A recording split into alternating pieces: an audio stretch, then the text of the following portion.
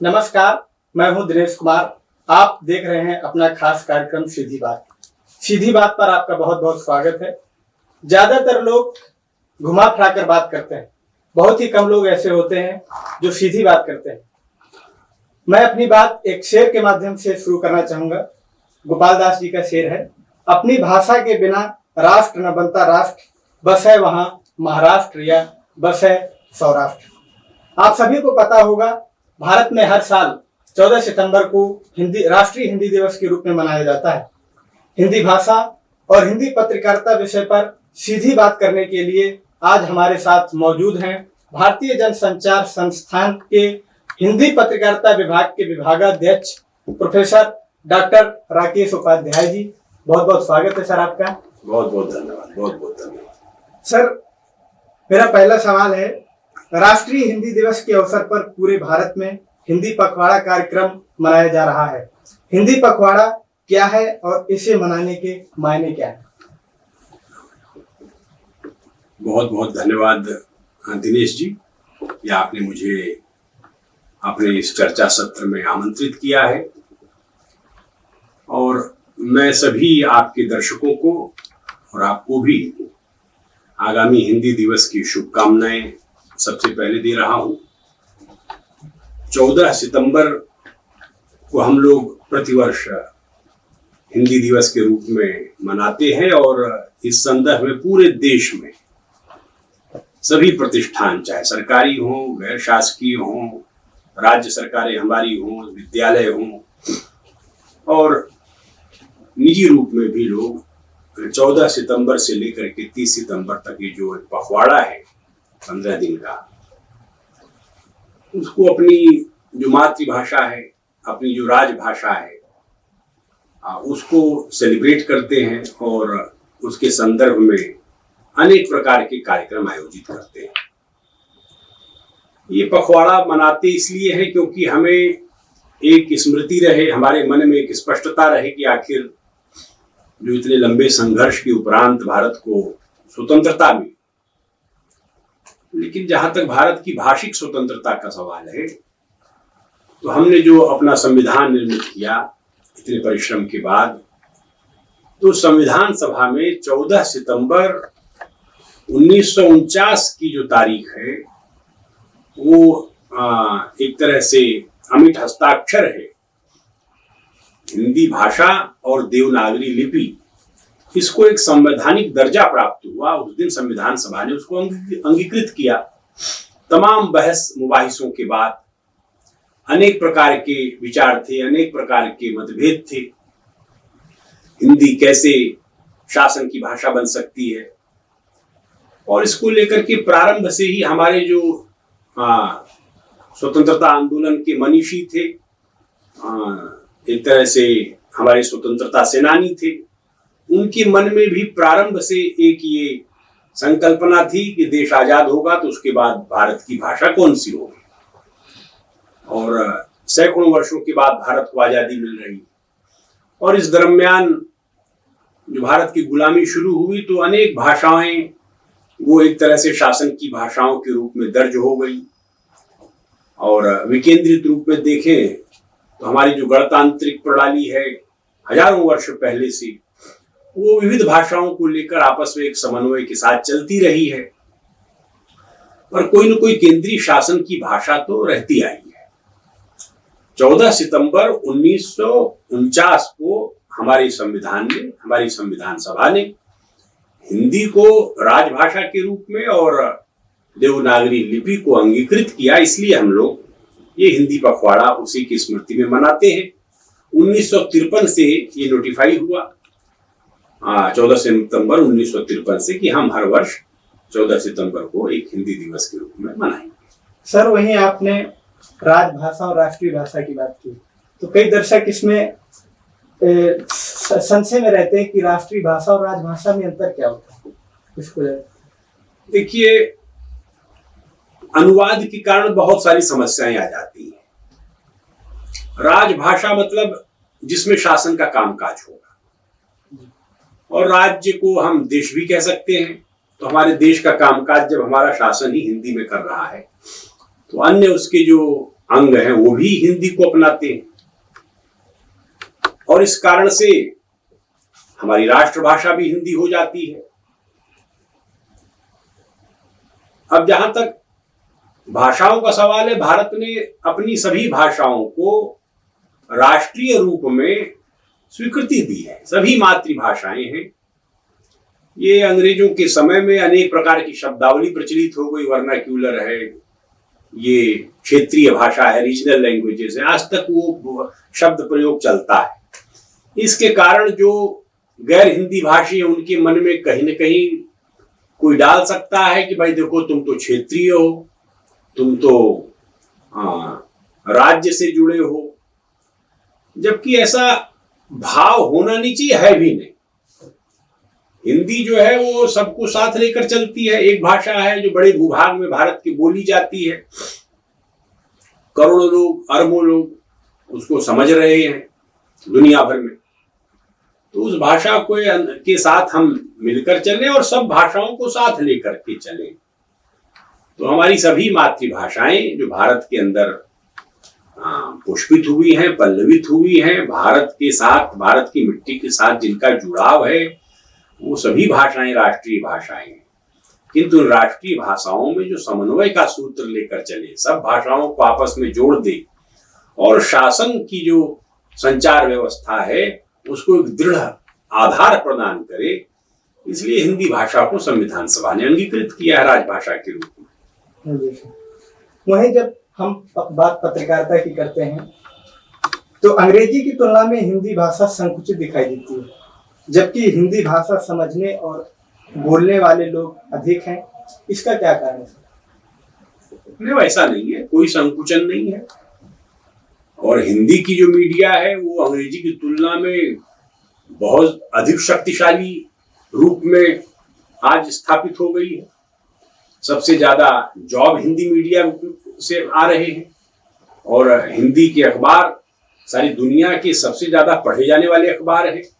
हमारा जो दैनिक जागरण ही की बात करें, हम अमर उजाला की बात करें, दैनिक हिंदुस्तान की बात करें, सहारा की बात करें, नवभारत टाइम्स की बात करें, ये जो राष्ट्रीय फलक पर जो अखबार है, राजस्थान पत्रिका है, दैनिक भास्कर है, तो इनकी जो प्रसार संख्या है, इसके आसपास तो कोई अंग्रेजी का अखबार टिकता ही नहीं है। तो इसलिए कहीं संकुचन नहीं है। बात यह है कि शासन की नीति क्या है। हमने संविधान सभा में अंगीकृत तो कर लिया हिंदी को, लेकिन व्यवहारिक रूप में हमने अंगीकृत करने में बहुत देर कर दी।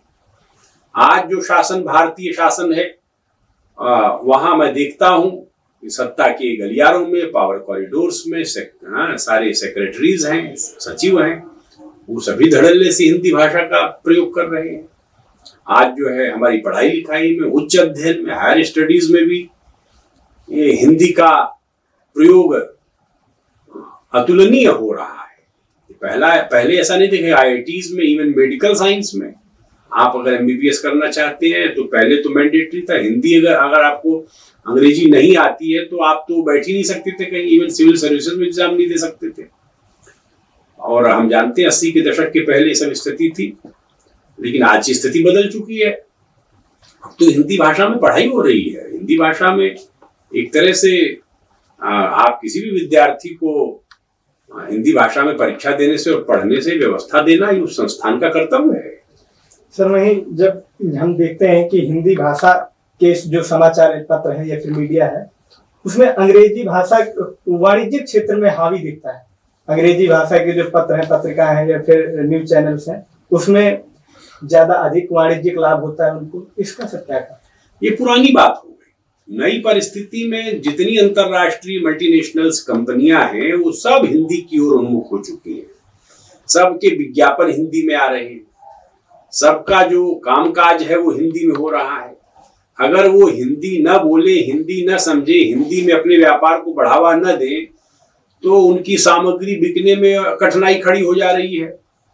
अब ये एक ट्रेंड चला हुआ था, वो ट्रेंड हटने में थोड़ा समय लग रहा है, समय लगा है, लेकिन हिंदी पूरे तौर पर बाजार में प्रतिष्ठित है और बाजार का जो बुनियादी कामकाज है, विशेष रूप से भारत की अर्थव्यवस्था में, वो जो हमारा जो इकोनॉमिक कैपिटल है मुंबई, और हमारा जो पॉलिटिकल कैपिटल है, हमारी आर्थिक राजधानी से लेकर राजनीतिक राजधानी तक और दूर कोलकाता तक आप देखेंगे सर्वत्र हिंदी की गूंज सुनाई पड़ती है। बाजार जो है हिंदी से ही चल रहा है, कहीं कोई अंग्रेजी में कोई खरीदारी और ये नहीं हो रही है। हाँ, कुछ एलिट है जो ब्रांड वाइज और लोकेशन वाइज बेंगलुरु है, वहां आप इंग्लिश पाएंगे, लेकिन वहां भी अब जो मूवमेंट शुरू हो रहे हैं कन्नडिगा, तमिल, अपनी मातृभाषाओं को प्रोत्साहन दे रहे हैं। मैं समझता हूं आगे आने वाले 5 से 10 वर्षों में अंग्रेजी के सामने क्राइसिस खड़ा हो जाएगा, क्योंकि जो मातृभाषाओं का जागरण है बहुत तेजी से भारत में हो रहा है और सभी लोग अपनी अपनी मातृभाषाओं के प्रति सजग है। हिंदी तो सब मातृभाषाओं को जोड़ रही है। सर, वर्तमान में हिंदी भाषा की भारत और वैश्विक स्तर पर क्या स्थिति है? बहुत अच्छी स्थिति है। आज दुनिया में सबसे ज्यादा जो बोली जाने वाली भाषाओं में एक है, टॉप 3 लैंग्वेजेस, उसमें हिंदी भी हमारी शामिल है। अब नंबर 1, नंबर 2, नंबर 3 के पचड़े में मैं नहीं पढ़ता, लेकिन ये तो भाई निर्विवाद है कि इंग्लिश और मंदारिन यानी चाइनीज लैंग्वेज, ये 2 भाषाएं इन्होंने एक बड़े फलक को कब्जे में ले रखा है, बड़े भूभाग को। और अंग्रेजी एक तरह से मैं समझता हूं कि लंबे समय तक एक कॉलोनियल माइंडसेट के साथ दुनिया भर में राज करने के लिए निकली, लेकिन अंग्रेजी हिंदी का मुकाबला नहीं कर पाएगी। आप ये समझ लीजिए अच्छी तरह से इस बात को कि जो हमारी देवनागरी लिपि है और उसके जो अक्षर हैं, उसकी जो वर्णमाला है, वो इतनी वैज्ञानिक है कि वो मनुष्य का मन उस भाषा को पढ़ करके, उसमें बात करके अपने आप प्रसन्न हो जाता है। मनुष्य के मन का, मस्तिष्क का, उसकी कोमल भावनाओं का, मानवीय करुणा, दया, ममता आदि भावनाओं को प्रश्रय देने वाली जो भाषा है वो सहज रूप से हिंदी है। इसलिए अगर आप हिंदी बोलते हैं, हिंदी में बात करते हैं, तो ये आप किसी पर उपकार नहीं कर रहे हैं। आपका मन अगर आप उसे प्रसन्न रखना चाहते हैं नैसर्गिक रूप में, तो आप हिंदी में बात करिए। आप देखिए, आप सदा प्रसन्न चित्त रहेंगे। क्रोध और नकारात्मक भावनाएं, किसी प्रकार की जो depression condition of the mind है, ये सब आप अपने आप दूर कर लेंगे हिंदी में बात करेंगे। क्यों? हिंदी में सबसे अधिक अक्षर है। हाँ, मैं इस बात को अब यहाँ नहीं करना चाहता, लेकिन आप इस बात को समझ लीजिए, दुनिया में सबसे अधिक अक्षर किस भाषा में? अक्षर का मतलब क्या है? अक्षर अंग्रेजी का सिलेबल नहीं है। अक्षर जो है that is it neither can be created nor it be destroyed. न ये कोई बनाता है, न ये नष्ट होने वाला है। सर, आप एक अध्यापक भी हैं, तो बहुत विस्तार में चले जाते हैं। हाँ, मैं विस्तार में जाता हूँ, इसीलिए मैं कह रहा हूँ कि हिंदी कोई मुकाबला नहीं है। तीसरे नंबर पर है लगभग 100 करोड़ लोग, 80-90 करोड़ का तो डेटा स्पष्ट है। दुनिया में हिंदी बोलने वाले लोग हैं। 150 देशों में हिंदी है। दुनिया के अमेरिका है, लंदन है, जर्मनी है, चाइना है, कहाँ हिंदी नहीं? सब विश्वविद्यालयों, 150 से अधिक शिक्षण संस्थानों में, दुनिया में टॉप इंस्टीट्यूट्स में, यूनिवर्सिटीज में आज हिंदी एक विषय के रूप में पढ़ाई जा रही है। सर, मेरा अंतिम प्रश्न आपसे होगा कि हिंदी भाषा और हिंदी पत्रकारिता के विकास के लिए क्या कदम उठाए जा सकते हैं भविष्य में?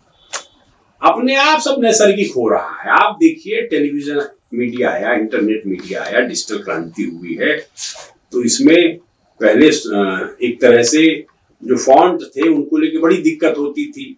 फॉन्ट कन्वर्जन एक बड़ी समस्या थी। फिर यूनिकोड फॉन्ट आ गया, मंगल आ गया, अब इसके बाद और सैकड़ों फॉन्ट आ गए हैं। आज कंप्यूटर पर बहुत सहज रूप में हिंदी प्रवाहित हो रही है।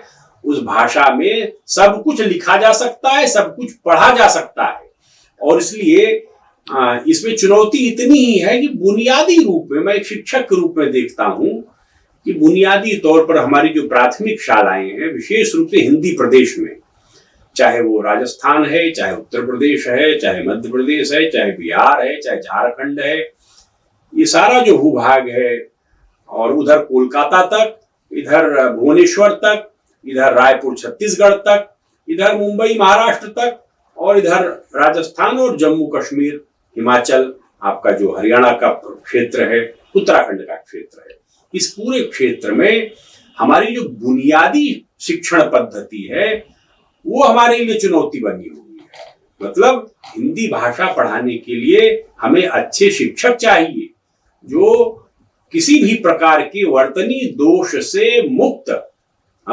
विद्यार्थियों को शिक्षण अधिगम की ओर प्रेरित करें, उन्मुख करें।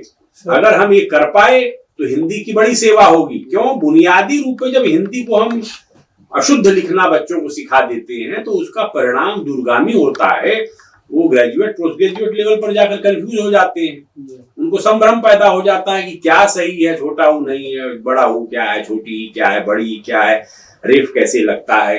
ये सब बुनियादी चीजें हैं, ये चुनौती बड़ी है। और इसलिए मैं मानता हूं कि हिंदी के शिक्षकों को अच्छे मानधन पर, अच्छे मानदेय पर और एक कड़ी परीक्षा के साथ उनका चयन होना चाहिए और उनकी क्वालिटी से, उनकी गुणवत्ता से हिंदी के अध्यापकों की कोई समझौता नहीं होना चाहिए। उसी प्रकार हिंदी पत्रकारिता में भी जो विद्यार्थी हमारे जा रहे हैं उनके शिक्षण, प्रशिक्षण और टेक्नोलॉजिकल ड्रिवन जो इंस्ट्रक्शंस हैं, जो तकनीकी आधारित शिक्षण है, उसमें अगर हमने अच्छे से ध्यान दिया और दे ही रहे हैं, नेचुरल मैंने कहा नैसर्गिक रूप से विकास हो रहा है हिंदी। और अब तो जो अनुवादिनी आदि अनेक प्रकार के सॉफ्टवेयर आ गए हैं, पोर्टल आ गए हैं, भारत सरकार भी जिसमें बड़ा भारी योगदान कर रही है, गृह मंत्रालय से भी प्रयास चल रहा है, हमारा जो सूचना प्रौद्योगिकी मंत्रालय है उसके भीतर भी, और यूजीसी ने भी बाहरी काम किया है। अनुवाद एक बड़ा काम है, इस ओर अगर हमने शुद्धता से ध्यान दे दिया, शुद्ध रूप से अनुवाद कैसे हो और व्यवहारिक अनुवाद कैसे हो, इसमें सॉफ्टवेयर अच्छे आ गए तो आप बोलेंगे किसी भाषा में सुनाई पड़ेगा हिंदी भाषा में, आप लिखेंगे किसी भाषा में वो कन्वर्ट हो जाएगा हिंदी भाषा में। तो एक बड़ी चुनौती है, अगर इसको हमने सॉल्व कर लिया तो मैं समझता हूं जो भाषागत चुनौती है, अंग्रेजी समझने के लिए अंग्रेजी जानना जरूरी है, ये मजबूरी अगर समाप्त हम कर दें और वो इस टेक्नोलॉजी से, कंप्यूटर टेक्नोलॉजी में जो तमाम सॉफ्टवेयर आ गए हैं उसके जरिए आसानी से मोबाइल पर भी ये सर्विसेज हो गई कि आप अंग्रेजी में बोल रहे हैं, हमने अपना मोबाइल ऑन किया, आपकी आवाज आई, कन्वर्ट होकर के वो जो है हिंदी में कन्वर्ट हो जाती है, हमने ईयरफोन लगा लिया तो हमको हिंदी में सुनाई पड़ने लगता है। तो ये दुनिया भर की एजेंसी इसका इस्तेमाल करने लगी है। जैसे जैसे ये आसानी से उपलब्ध हो जाएगी सुविधा हमारे दर्शकों को और आम लोगों तक, तो भाषा का तो महत्व ही एक तरह से जो अंग्रेजी की का जो वर्चस्व है वो समाप्त हो जाएगा और हमारी मातृभाषा अपने आप प्रतिष्ठित हो जाएगी, जो कि हमारी राजभाषा हिंदी है। बिल्कुल सर, किसी भी विषय पर बात करने के बाद अगर उसकी बात संवैधानिक परिप्रेक्ष्य में न की जाए तो विषय अधूरा रह जाता है। तो आपसे जानना चाहेंगे कि ये हिंदी की जो संवैधानिक स्थिति क्या है वर्तमान? अरे तो मैंने प्रारंभ में ही बताया, संविधान ने जो हमारा अनुच्छेद 343 है, आर्टिकल 343, उसने तो हिंदी को भारत की राजभाषा के रूप में अंगीकृत किया है देवनागरी लिपि के साथ। हमारे संविधान ने हमको जो है हिंदी के साथ उसका रिश्ता जो है वैसे भी परंपरा से भी नाभिनाल से जुड़ा हुआ था। और जब संविधान हमारा 26 जनवरी 1950 को अंगीकृत किया गया तो उसमें धारा 344 से लेकर के उसमें अनेक धाराएं हैं, धारा 351 भी है, राजभाषा नियम 1976 से 1976 है।